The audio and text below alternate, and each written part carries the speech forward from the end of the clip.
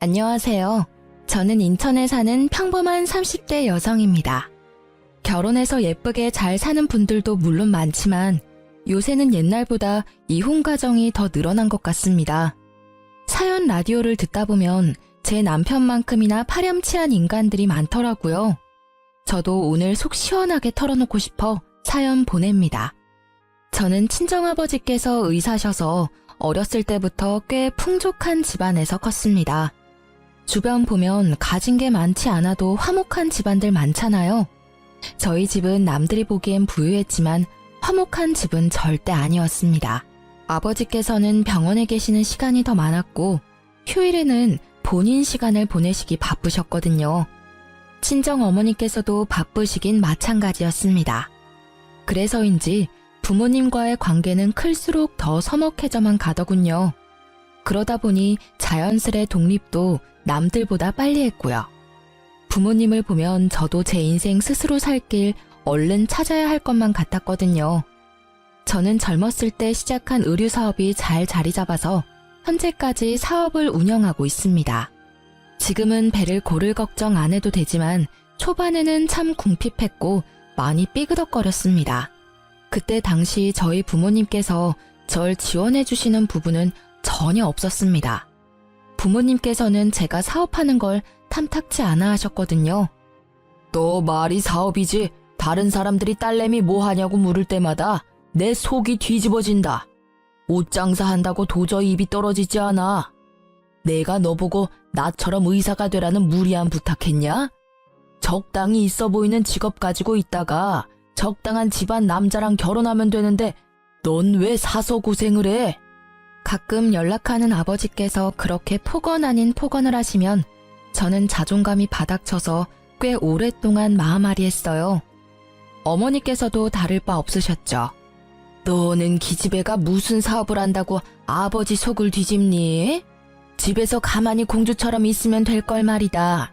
형제 자매도 없어서 고스란히 우리 재산 다 물려줄 텐데 어쩜 그렇게 쓸데없는 짓을 하고 돌아다녀? 가장 가까운 가족이 저를 비난하는 건 참 힘들고 모진 일이었습니다. 그걸 다 버티고 어엿하게 제 사업을 키우자 그제서야 어머니께서는 인정해 주시더군요. 하지만 아버지께서는 끝까지 저를 못마땅해 하셨어요. 아버지께선 몇 년 전 사고로 돌아가셨는데 장례식장에서 배웠던 아버지 지인분들을 통해 그래도 아버지께서 절 사랑하셨다는 것만은 알았습니다. 주변 분들에게 딸이 혼자 앞가림 잘한다며 제 사업도 자랑하셨다네요. 살아계실 때 한 번이라도 저한테 잘한다고 직접 말씀해 주셨다면 참 좋았을 텐데 조금 속상했습니다. 그런 가정 환경이다 보니 자연스럽게 저는 훗날 제 가정을 정말 잘 꾸리고 싶다는 욕심이 더 커져만 갔습니다. 그러다 저는 가난한 집 어느 아들과 사랑에 빠졌어요. 제가 조건을 따진 게 아니라 처음 만났을 때 남편이 자기를 칭한 말이에요. 아는 분 통해서 선을 보다가 남편을 만났거든요. 저는 가난한 집 아들입니다. 네? 초면에 좀 당황스러우셨죠? 죄송합니다. 제가 대기업에 다니고 있어서 제 허물만 보고 다가오는 여자들이 많아요. 하지만 제 알맹이를 보고 도망가기 일쑤죠. 제가 돈을 많이 번다고 해서 저희 집이 잘 사는 건 아니니까요. 그동안 상처받았던 일이 많으셨나 봐요. 세아 씨는 어떤 분이세요? 저요? 저야말로 아버지께서 의사셔서 제 허물만 보고 다가오는 사람들이 많았죠. 유복하게 자라셨겠네요. 저랑은 완전히 다른 가정 환경에서 자라셨을 것 같아요. 그렇게 커피를 마시면서 저희는 이야기를 몇 시간이나 나누었습니다. 시간이 얼마나 지난지도 체감이 안 될 정도로 배고픔도 잊은 채 서로의 이야기에 빠졌습니다. 저희는 점심쯤 만나서는 저녁이 되어서야 겨우 식사를 함께 했습니다. 저는 무조건 가족이 1순위라서 나중에 아이를 낳는다고 하면 제일 하고 싶은 건 다 같이 야구장 가기? 주말 소풍? 등산? 소박하지만 이런 것들이 제 로망이네요. 세아 씨는요? 저도요. 전 어렸을 때 그런 기억들이 별로 없거든요. 도시락 싸서 등산 가는 건 안 해보셨어요? 네, 다들 시간 맞추기도 어렵고 해서요. 한 지붕 아래에 사는 가족인데 시간 맞추기가 어렵다고요? 그럼 이번 주말에 저랑 등산 가실래요? 도시락은 제가 쌀게요. 안 그러셔도 돼요. 바쁘시잖아요. 현수 씨 힘들어요. 아님 주말에 식사나 한 끼 할까요? 아니요, 전혀요. 일이 바쁘고 힘든 거죠. 세아 씨 만나는 건 오히려 저한테 힐링일 것 같은데요. 저는 그렇게 다정한 남편에게 스며들었고 결혼 후에도 남편은 한결같았습니다. 하지만 시모와 시동생과는 한 가족이 되려면 많은 노력이 필요했습니다. 결혼하고 보니 시댁 식구들과 가족같이 지내는 분들이 정말 존경스럽다고 생각했어요. 그래서 저도 최선을 다하려고 노력했습니다. 시어머니께서는 정말 기운이 팔팔하시고 어디 아픈 곳 하나 없으신 아주 건강한 분이셨어요. 어머님, 제가 어머님 곁에서 보니까 따로 운동도 안 하시는데 건강은 정말 타고나신 것 같아요. 남편이 어렸을 때부터 잔병치레 하나 없었다고 하더라고요. 보니까 어머님 닮아서 그 이가 튼튼한 거였네요. 내가 아들들한테 줄 건 없다지만 유전자 하나는 기가 막히게 물려줬지. 암 그렇고 말고. 건강이 제일 큰 자산이라는 말이 있잖아요. 이미 돈 주고 못 살 자산 그이한테 물려주신 거죠. 그런데 어머님, 혹시 운동 삼아서 간단한 일이라도 시작해보시는 건 어떠세요? 적적한 시간도 때우실 겸이요. 어머, 너 몰라서 하는 소리야. 내 하루가 얼마나 바쁜데. 적적한 시간이라고는 없으니까 내 걱정은 마라. 네, 어머님. 제가 시모께의 일을 권해드린 건 다름이 아니라 남편이 밤마다 시름시름 앓았기 때문입니다. 여보, 입맛이 없어? 요새 부쩍 밥을 못 먹는 것 같아. 내가 모르는 무슨 걱정이라도 있어? 그게 실은... 아니다. 왜 말하려다 말아. 그러지 말고 나한테 말해봐.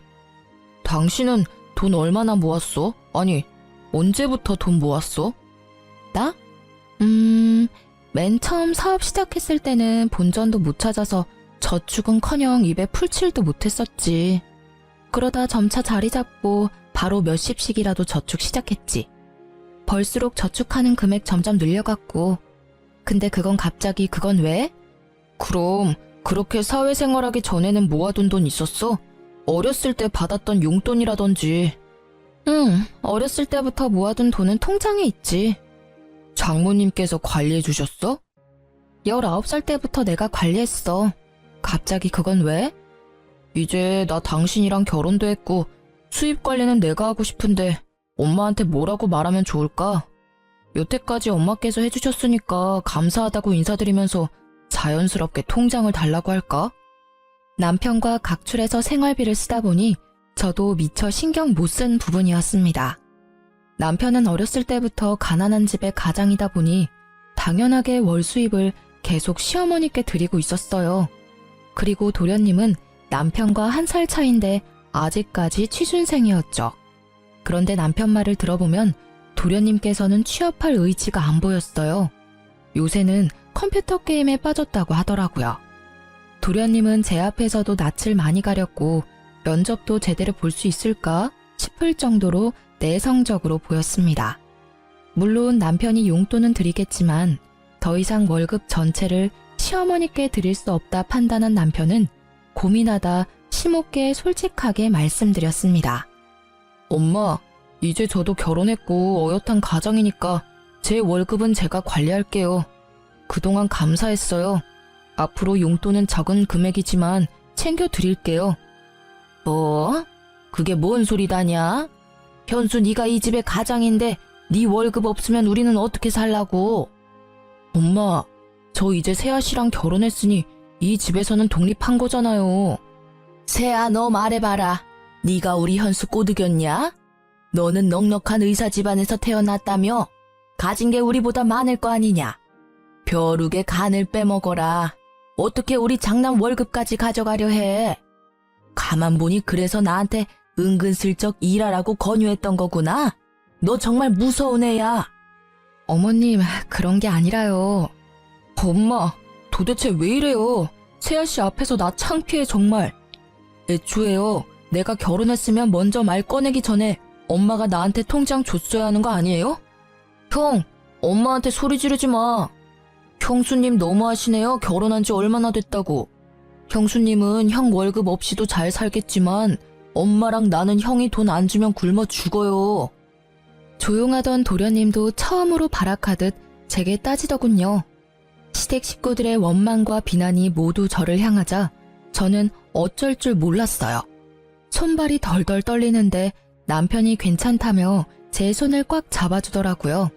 그러자 용기가 생겨서 남편의 편에 저도 설 수 있었어요.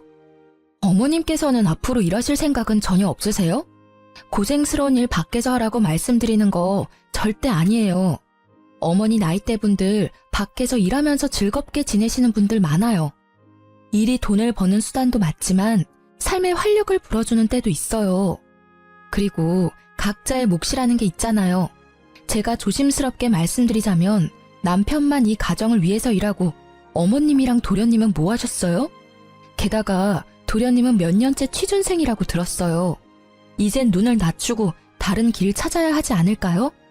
냉정하게 이제 밥벌이 해야 할 나이 아니에요? 언제까지 형 울타리 안에서 형이 버는 돈만 쓸 거예요? 뭐가 어째? 순진해 보였는데 할 말은 다 아는 애였구나 너. 일하면 내가 정부 보조금도 못 받는데 못하러 일을 해. 멀쩡한 정승 같은 아들 둘이 있는데 내가 꼭 일을 해야겠니? 아이씨, 형수님 말씀이 심하잖아요. 저는 뭐 대기업 가면 안 된단 말이에요? 나도 시간 좀만 더 있으면 형보다 더 좋은 곳에서 떵떵거리면서 일할 수 있다고요. 에이 어머님 노후 지금부터라도 준비하셔야죠. 그이가 용돈은 챙겨드릴 수는 있지만요. 이렇게 몸 멀쩡히 건강하시고 아직 은퇴 나이도 아니신데 그이 월급 다 가져가시는 건 아닌 것 같아요. 그의 경제관념이 걱정이시라면 제가 통장 관리할 테니 이제 걱정 마시고 결혼했으니 저한테 넘겨주세요.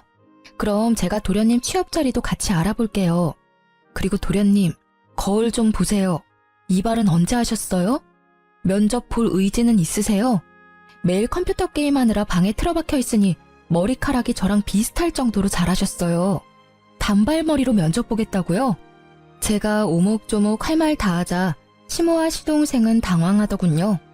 할 말을 제가 다 해주자 남편은 행복한 얼굴이었어요.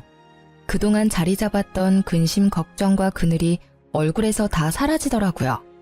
그런데 그때 어머님이 하시는 말씀에 남편은 주저앉고 말았습니다. 에휴, 월급 뭐 얼마나 된다고 모아놓은 것도 없는데 뭘 통장을 달래? 저는 당연히 모아둔 돈이 없을 거라 조금이나마 예상했고 남편은 단 얼마라도 시모께서 모아주실 줄 알았나 봐요. 어머니, 저 얼마나 힘들게 일해왔어요.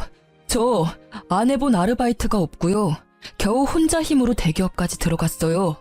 엄마가 사람이라면 자식 새끼 정말 위하신다면 그러면 안 되는 거잖아요. 단 얼마라도 저 위에서 남겨주실 생각 없으셨어요? 저는 저 혼자 희생하는 게 당연한 건 줄 알았거든요. 그런데 다른 집들은 안 그래요. 가족이라면 다 같이 으쌰으쌰 해야 하는 거잖아. 왜 그동안 나만 이렇게 힘들게 살아온 건지 정말 억울하다고요. 현우, 너도 이 새끼야. 당장 편의점 알바라도 해봐. 네가 사람이냐? 형, 아들, 너 고생하는 건 알지, 아는데 아휴, 갑자기 이게 다 무슨 일이람? 더 말할 것도 없어. 연예인들이 왜 부모 자식 간에 연 끊는 줄 알겠어요. 엄마 다신 나 볼 생각하지 말아요. 현우, 너도 엄마 잘 모셔라. 나 이제 이 집에 안 올 거야. 우리 찾지도 말고 원망도 하지 마. 여보, 가자. 여보. 주저앉아 괴로워하며 울던 남편은 인연 끈차고 소리치면서 제 손을 붙잡고 시댁을 뛰쳐나갔습니다. 그렇게 시모와 시동생에게 속마음을 내뱉은 남편은 그러고서도 엄청 괴로워하더군요. 난 정말 어떻게 해야 할지 모르겠어. 정말 모르겠다고. 엄마랑 동생이랑 이렇게 틀어지고 싶지는 않았어. 근데 내가 또 다가가면 예전으로 돌아가는 거잖아. 내 인생을 포기해야 내 가족들 곁에 있을 수 있다는 게 너무 힘들어. 정말 모르겠다고 오열하는 남편을 위로해주면서 저는 남편 혼자만의 문제가 아니라고 생각했습니다. 이제 저도 가족이 됐으니까요. 여보, 평생 어머님이랑 도련님 안 볼 자신 있어? 없지? 안 되겠다. 내가 이 문제는 내가 해결해 볼게. 어떻게 될지는 모르겠지만 말이야. 어떻게 하려고 여보? 나아질지 안 나아질지 아직 안 해봤으니까 노력이라도 해봐야지. 당신 이렇게 울고 후회하는 모습 보니까 내가 마음 아파서 안 되겠어. 그리고 그나마 다행이었던 건요. 남편이 혹시 몰라 심호께의 연봉을 속이고 월급 전체를 심호께 드린 건 아니었더군요. 조금씩 몰래 모아둔 재산이 있었습니다. 그것마저 없었으면 그때 남편은 완전히 무너졌을 것 같아요. 시어머님은 매일같이 제게 잘못했다며 남편 좀 어떻게 해보라고 연락이 왔습니다. 얘야, 내가 그날 소리 지르고 막말해서 정말 미안하다. 근데 나로서는 참 당황스러운 일이었어. 믿었던 장남이 갑자기 돌변하니까. 어머님, 그이가 어머님만 믿고 그동안 평생 월급 맡겼는데 단 한 푼도 안 남았다 하니 얼마나 상실감이 크겠어요. 하지만 어머님도 어디 다른 곳에 쓴 게 아니라 다 살림하는 데 쓰셨겠죠. 하지만 이제는 너무 장남한테만 의지하시면 안 돼요. 저희도 이제 자식 낳고 가정 꾸리고 살아야 하니까. 어머님께서도 하실 수 있는 일 찾아서 하셔야 해요. 지금도 일하실 생각은 조금도 없으세요? 제 말에 시모는 머뭇거리며 말했습니다. 뭐 내가 할 줄 아는 건 살림뿐인데 밖에서 뭔 일을 하겠니? 어머님, 저 믿으세요? 뭐? 안 믿으시더라도 지금부터 저 믿고 저만 따라와 주시겠어요? 그럼 그이 맘도 돌릴 수 있을 것 같은데요. 시모는 알겠다고 마지못해 끄덕이셨고 저는 시모와 도련님이 직업훈련을 받을 수 있도록 열심히 알아봤습니다. 정부에서 하는 사업에 시모와 시동생이 해당하는 건 모조리 신청해줬습니다. 어머님께서는 요리학원을 다니셨고 도련님은 컴퓨터 학원을 다녔습니다. 그리고 어머님께서 자격증을 준비하시는 동안 저는 제가 엄마께 받은 건물 1층에 작은 식당을 열 준비를 하고 있었습니다. 남들은 호구 같다고 가난한 집안에 다 퍼주고 있다고 욕할지 몰라도 제가 월세 조금 적게 받고 돈 욕심 부리지 않으면 모두가 화목해지는 일이었으니까 조금의 희생은 하고 싶었어요. 가족이니까요. 대신 제 건물인 건 남편에게도 말 안 했습니다. 어머님, 그동안 고생 많으셨어요. 저는 어머님께서 잘 해내실 줄 알았어요. 고맙다. 네 덕에 내가 사람 구실은 하게 됐구나. 그런데 말이다. 자격증은 땄어도 식당에서 일하는 건 좀 무서워. 누구 밑에서 이 나이에 갑자기 일한다는 게 용기가 참 나지 않아. 어머님, 걱정하지 마세요. 오늘 저랑 갈 곳 있다고 말씀드렸죠? 짜잔! 여기는 뭐 파는 곳이냐? 아직 문 안 연 것 같은데? 어머님이 하시고 싶은 걸로 하세요. 여기 어머님 가게예요. 제가 이 가게 사드릴 수는 없어도 월세로 얻어드릴 수는 있거든요. 좋은 주인 덕분에 보증금 많이 올리고 월세는 10만 원대예요. 어머님 10만 원은 감당하실 수 있으시죠? 앞으로 여기서 새 출발하시는 거예요. 제가 옆에서 많이 응원할게요. 아이고, 이게 다 무슨 일이야? 꿈이야 생시야? 정말 여기가 내 가게야? 조그맣지만 있을 건 다 있네. 정말 고맙다 새애기야. 복덩이가 우리 집안에 굴러왔어. 어떻게 이런 생각을 했니? 저를 부둥켜 안고 눈물을 훔치는 시모를 보고 저는 그제서야 안심이 됐어요. 어머님, 그리고 남편이 앞으로 용돈은 못 드려요. 그것 대신 제가 어머님 새 출발 도와드리는 거예요. 아셨죠? 그럼 앞으로 너네 지원 일절 필요 없다. 오히려 내가 벌어서 너네 용돈 줘야지. 내가 받은 게 있는데. 그렇게나마 남편의 월급을 지킨 저는 시동생을 만나 중소기업 면접 보는 걸 도와줬습니다. 역시나 도와주니까 시동생은 금방 나쁘지 않은 곳에 취업 성공하더군요. 대기업만한 회사는 아니니깐요. 시동생은 한 번에 회사에 합격하자 얼떨떨해 하더라고요. 형수님, 저 정말 합격할 줄은 몰랐어요. 그동안 자격지심 부려서 죄송해요. 형처럼 대기업은 아니지만 형수님 덕분에 저도 앞으로 사람 구실하면서 살겠네요. 감사합니다. 도련님 마음 먹고 하시면 뭐든 잘 해내실 거라 생각했어요. 취업 진심으로 축하드려요. 자리 잡으면 그이한테 한번 연락 먼저 해주세요. 그때 그렇게 시댁에서 나오고 혼자 얼마나 괴로워하는지 몰라요. 도련님 취업한 거 알면 남편도 엄청 기뻐할 거예요. 형수님, 저희 집 은인이세요. 진짜 감사합니다. 솔직히 인연 끊는 게 형수님한테는 더 좋은 일이었잖아요. 그런데 외면하지 않고 저희 가족 관계 회복도 도와주고 일자리도 찾아줘서 정말 고맙습니다.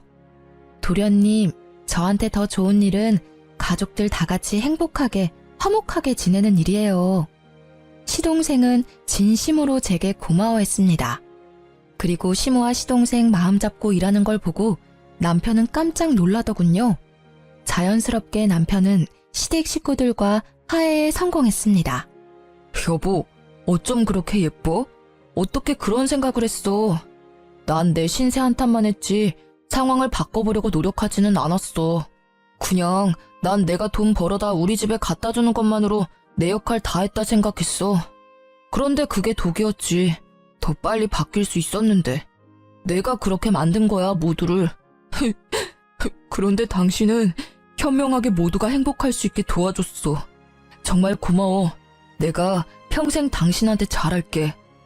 남편이 기쁨의 눈물을 흘리자 저도 눈물이 왈칵 쏟아졌습니다. 부둥켜 안고 얼마나 울었는지 모르겠습니다. 그렇게 평화를 되찾은 줄 알았으나 제 평화는 오래가지 않았어요. 여보, 출장 잘 다녀와요. 몸 조심하고 내가 꿈을... 아니다. 그냥 조심해서만 다녀와요. 여보, 나 보고 싶어도 조금만 참아. 서방 일 열심히 하고 올게. 도착하면 전화할게. 근데 연락 자주는 못할 거야. 이번에 중요한 미팅 건이라. 알지. 난 걱정하지 말고 다녀와요. 전날 안 좋은 꿈을 꿔서 저는 남편에게 말하려다 혹시 미팅에 지장이 있을까봐 입을 다물었습니다. 그저 몸 조심해서 다녀오라는 말만 반복했죠. 그런데 남편을 마중하고 저도 출근해서 제 직원들이랑 회의를 바쁘게 할 때였어요. 핸드폰에 남편의 부재중이 여러 번 찍히더라고요. 아직 도착할 시간도 아닐 뿐더러 남편은 제가 회의를 하고 있다는 것도 알 텐데 지금 전화를 할 리 없다고 생각했죠. 예감이 안 좋아 저는 잠시 회의를 중단하고 울리는 남편의 전화를 곧바로 받았습니다. 여보세요? 몇 초 정적 뒤에 익숙한 남편의 음성 대신 낯선 음성이 제게 말을 걸어왔어요. 이현수 씨 가족분이시죠? 네, 그런데 제 남편 전화인데 전화 받으시는 분은 누구시죠? 구급대원입니다. 위치는 강원도 양양이고 차 전복 사고가 났어요. 이현수 씨 휴대폰 비상 연락처로 전화드렸어요. 환자분 지금 출혈도 심하고 도착하면 긴급수술 들어갈 것 같습니다. 땡땡 병원으로 옮기는 중이니까 지금 바로 오실 수 있으세요? 다급한 목소리의 구급대원의 말을 듣고 머릿속으로는 보이스피싱인가 싶었어요. 하지만 돈을 요구하는 게 아니라 병원으로 곧바로 오라는 말에 바로 정신이 들더군요. 주저앉아 슬퍼할 시간도 없었어요. 바들거리는 몸을 겨우 일으켜 직원 한 명에게 부탁해서 병원으로 갔습니다. 제가 운전을 하면 큰일 날 것 같고 택시를 타야겠다는 생각도 안 들었거든요. 어떡해. 대표님, 괜찮을 거예요. 진정하세요. 다행히 남편보다 더 일찍 도착해서 저는 구급차를 기다리고 있었어요. 응급실에 곧바로 교통사고 환자라고 시끄럽게 들어오는데 제 남편인 걸 직감했죠. 그런데 남편 옆에 나란히 실려온 젊은 여자가 있었어요. 보호자님, 이현수 환자 바로 수술 들어갈게요. 저 옆에 여자분은 왜 같이 실려왔나요? 동승자라고 하던데요. 바쁜 간호사에게 더 묻지는 못하고 저는 곧바로 남편의 소지품을 건네받자마자 핸드폰을 확인했습니다. 남편의 상사가 여러 통 전화가 와 있더군요. 뒤늦게 제가 남편 상사와 통화를 하게 되면서 남편과 같이 실려온 여자가 남편 회사 인턴 직원이라는 걸 알게 됐습니다. 남편이 분명 이번 출장은 혼자 간다고 말했었지만 일정이 바뀌어서 같이 가게 됐나 보다 생각했습니다. 시모와 시동생에게도 연락을 하고 나서야 저는 다리에 힘이 완전히 풀려서 수술실 앞에 주저앉았습니다. 그렇게 혼자 소리 없는 눈물을 흘리는데 통화한 지 얼마 안 된 시모께서 한달음에 응급실에 달려오셨습니다. 아이고, 많이 놀랐지, 아가? 어머님. 내가 여기저기 물어보니까 다행히 머리는 안 다쳤다고 한다. 얼마나 다행이니? 너는 괜찮냐? 어머님이 오히려 제 앞에서 무너지실 줄 알았는데 되려 저를 위로해 주시더군요. 남편은 회복실에서 몇 시간 있다가 일반 병실에 옮겨졌어요. 여보, 괜찮아? 여보. 으이그 이놈아. 네 마누라랑 네 엄마랑 놀라서 심장이 다 쪼그라들었다. 다리 골절 수술을 한 남편은 다행히 마취가 풀리니 다리 외에는 전부 괜찮아 보였어요. 세아야, 너무 걱정하지 마라. 우리 집 장남은 내가 간병할 테니 너는 아무런 걱정하지 마. 제가 회사의 중요한 프로젝트 때문에 어쩔 수 없이 간병인을 쓴다고 하니 시모께서는 간병인을 자처했어요. 어머님 힘드시니까 제가 간병인 알아볼게요. 아니다, 그럴 필요 없다. 내가 있는데 못하러 아깝게 돈을 쓰냐. 현수도 내가 더 편할 거야 아마. 어머님 감사해요. 아유, 가족끼리 뭘 감사냐. 그럼 저 옆 병실에 잠시 인사하고 올게요. 응? 남편이랑 같이 가다가 사고 난 거니까 따로 인사는 해야 할 것 같아서요. 경황이 없어서 못 살펴봤어요. 남편이랑 같이 실려온 인턴 직원이 옆 병실이거든요. 에그머니나, 그럴 필요 없다.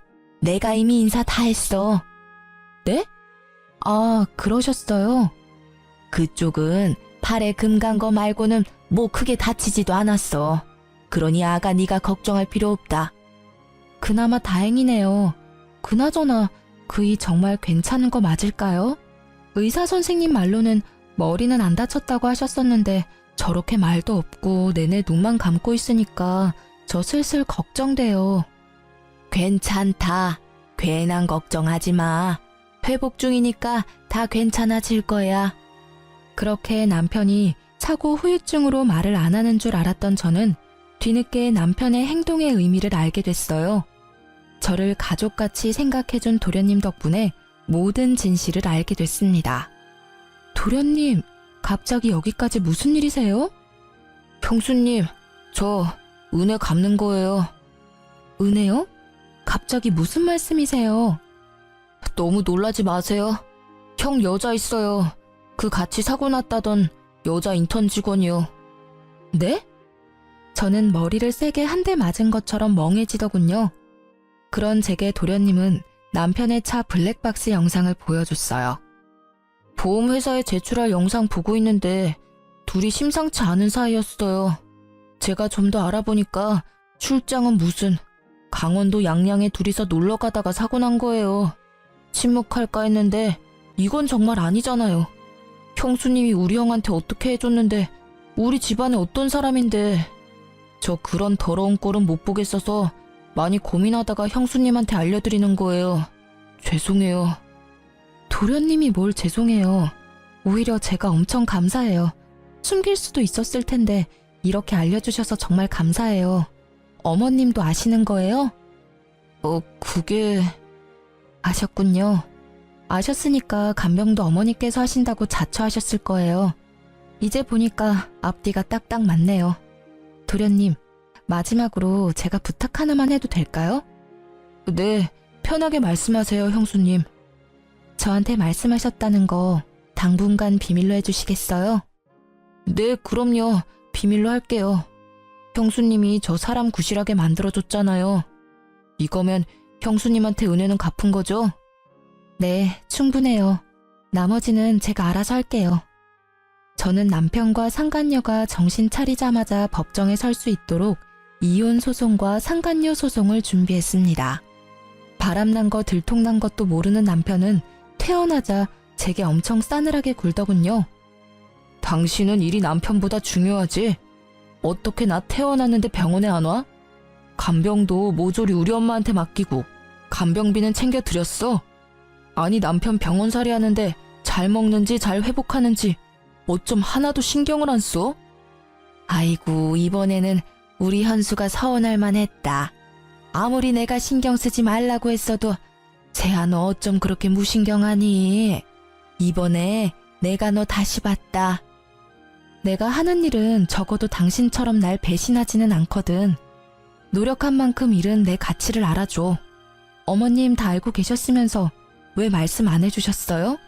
다 아시면서도 저한테 무신경하다는 말씀이 나오세요? 이 여자가 지금 뭐라는 거야? 이제 위아래도 없지? 눈치채고 아무런 말 못하는 시모랑 달리 남편은 계속해서 제게 떵떵거리며 큰 소리쳤어요. 그럼 내가 상간녀랑 데이트하다가 사고난 남편까지 간병해야 하니? 여보, 어떻게 알았어 그걸? 제가 참지 못하고 그 찌질한 얼굴에 뺨을 올려붙이자 시모는 세상 무너진 듯 소리를 질렀어요.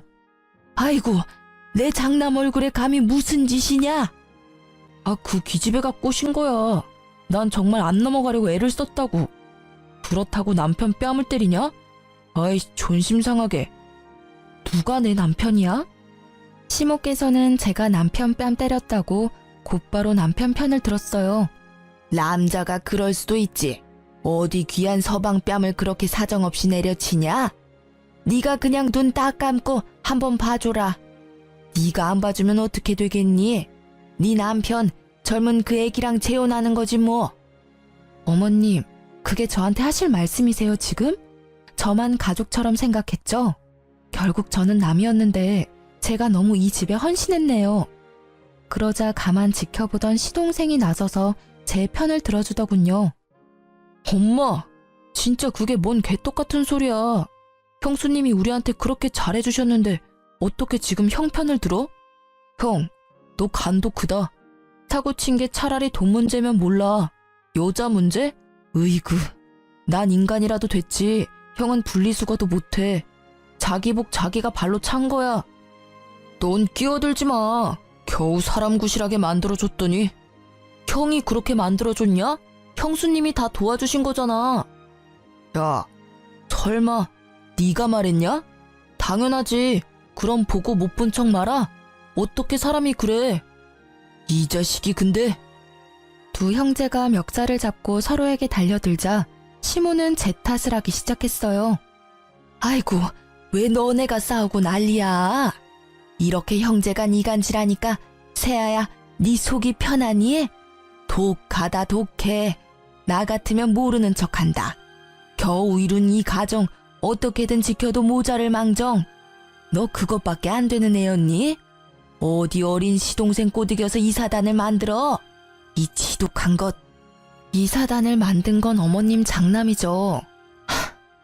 어머님 원하시는 대로 저 인간한테 그 상간녀랑 재혼하라 하세요. 새로 들이는 젊은 며느리한테나 바라세요. 전 여기까지니까요.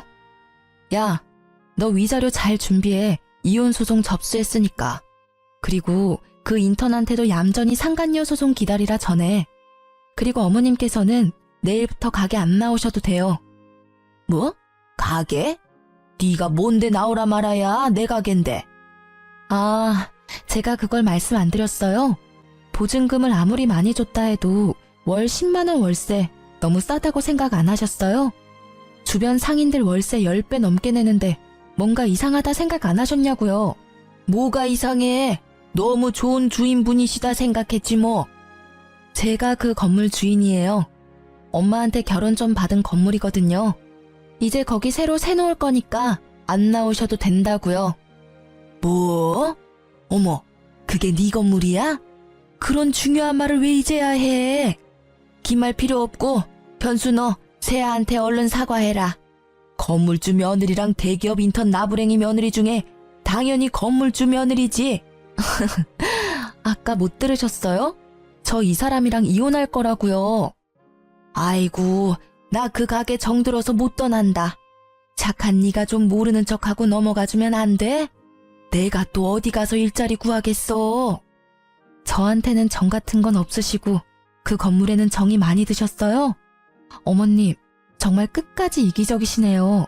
잘나고 귀한 어머님 장남한테 가게 하나 구해달라고 하세요. 여보, 그러지 마. 왜 이렇게 극단적이야. 일단 우리 둘 집 가서 다시 얘기하자, 응? 내가 이렇게 빌게. 정말 잘못했어. 잠시 내가 미쳤었나봐. 갑자기 버는 돈이 족족 나한테 들어오니까 어떻게 어디에 써야 할지 모르겠더라. 그런데 그 애가 맛있는 거 사달라고 할 때마다 사주는데 희열감이 느껴졌어.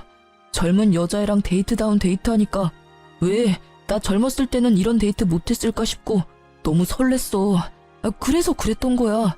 그 여자애가 좋았던 게 아니라 그 상황이 좋았던 거라고. 남편의 머릿속 사상은 상상 이상으로 역겨웠습니다. 지가 뭘 잘못했는지 모르면서 아직 다친 다리가 회복되지 않은 남편은 절뚝거리는 다리로 눈물까지 쏟아내며 저를 붙잡더군요. 그리고 저를 못 나가게 막는 시모에게 말했어요. 어머님, 그동안 제가 가족이라고 절감한 월세 한꺼번에 청구해드려요? 아이고, 미안하다. 잘못했어.